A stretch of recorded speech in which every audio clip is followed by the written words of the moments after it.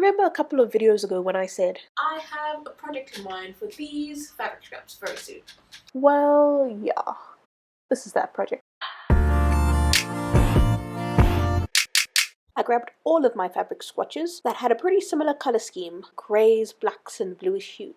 Arranging them in alternating shades, I created a 4x5 checkerboard pattern, this cool grayscale sort of design. So one by one, I ripped the little stickers off the back of each swatch and placed adjacent squares right side facing to sew them together with a straight stitch, since the edges have already been cut with pinking shears, so I don't need to worry about raw edges sort of fraying. I started by doing all of the rows, which consisted of 4 squares each, and then I sewed all of the rows together.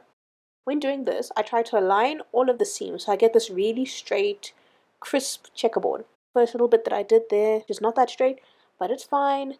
I don't mind that it's a little bit off.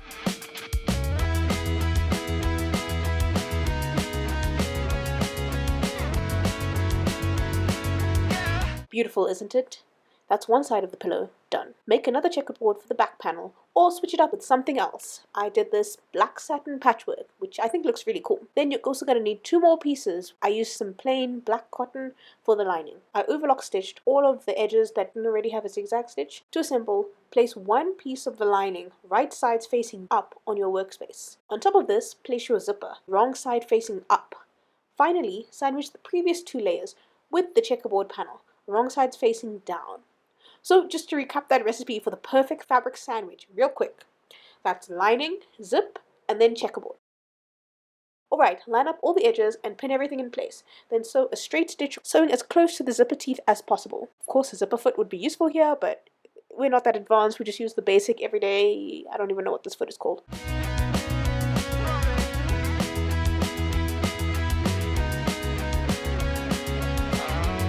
Then, you want to flip both fabrics so that the right sides are now facing outwards, and you can see the zip. Like the zip is kind of exposed and you can easily put it up and down. Top stitch the sandwich down so that everything then lies nice and flat. This is literally the first time that I'm noticing that my hoodie totally matches my sewing machine. Wild. I would say what a wacky coincidence, but clearly I just have really good taste, don't you agree?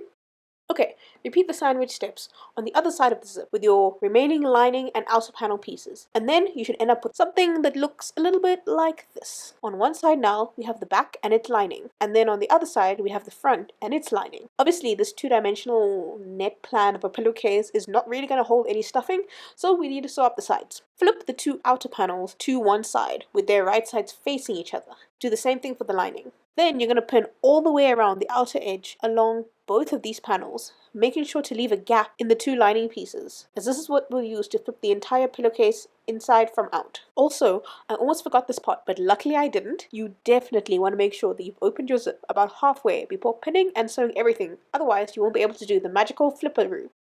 Sew along the pinned edges with a straight stitch all the way around, except for that tiny section that you left in the lining.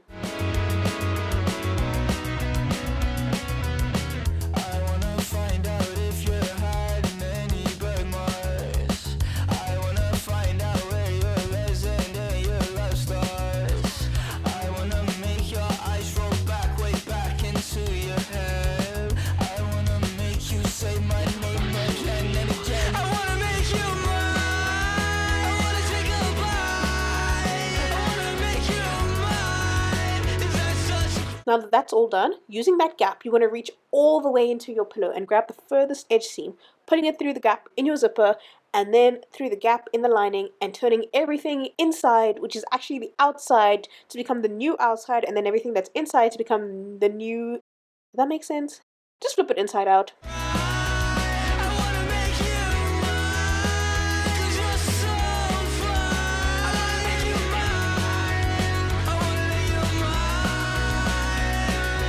Now, just top stitch the entire bottom lining piece closed, making sure to tuck in the raw edges of the gap that we left open to flip everything inside out.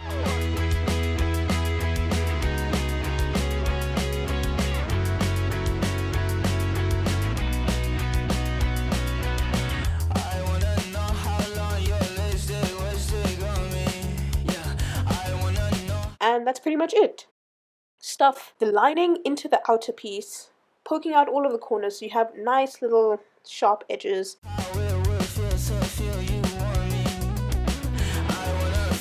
and then zip everything up. A checkered pillowcase. Pretty simple, right? Let's make another one in complementary colors, because almost everything is better in a pair. Ooh, my nails do complement each other too.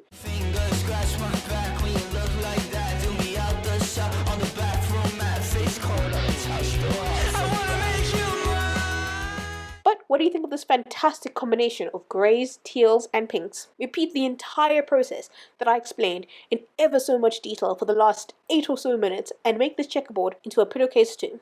Stuff them both with whatever makes pillows so comfortable and fluffy, and see how they all turned out.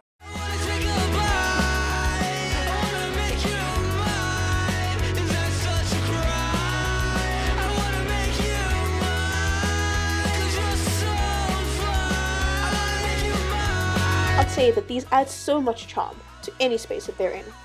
Such an easy project to knock out of the park, and you cannot tell me that it is not super therapeutic to do something basic and repetitive, like sewing some squares together in alternating colors. Let me know if you try it out. Until next time, keep it jazzy.